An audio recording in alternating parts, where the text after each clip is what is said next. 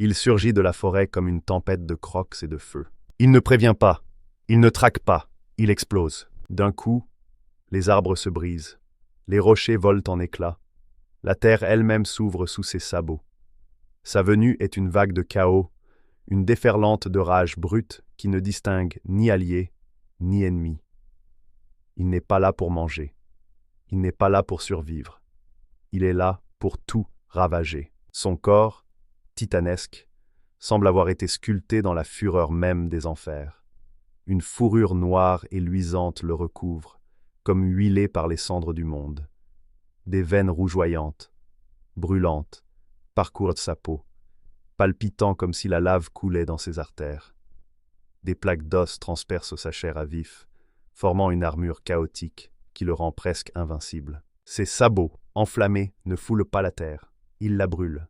Chaque pas creuse la boue, fend les racines, fait reculer les ombres. Son souffle est une infection, une odeur de soufre, de cendre, de charogne. Il est le souffle de la faim, mais ce sont ses yeux qui consument l'âme. Deux braises furieuses, rouges comme le cœur d'un volcan, habité par une rage que rien ne peut apaiser. Son regard ne juge pas, il condamne. Sa gueule, béante, est une faille garnie de crocs disproportionnés et d'une langue noire et baveuse. Quand il grogne, c'est comme si la forêt elle-même retenait son souffle. Il n'a ni tactique, ni calcul, seulement l'impulsion. Il détruit ce qu'il voit, pulvérise ce qu'il sent, éventre ce qui ose respirer devant lui.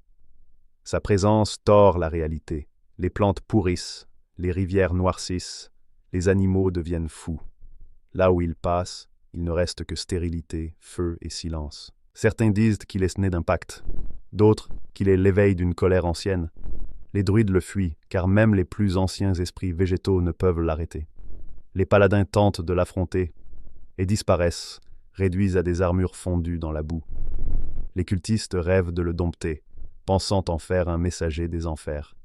Mais il ne sert personne. Il ne comprend ni les chaînes ni la soumission. Il n'est pas une bête. Il est une punition, une vengeance de la terre retournée contre tout ce qui l'a blessé. Il est l'incendie qui court sans contrôle, la bête que rien n'arrête, la faim rugissante des civilisations trop confiantes. Je suis un sanglier démoniaque. À la semaine prochaine pour une nouvelle créature. Dis-moi en commentaire laquelle tu veux voir.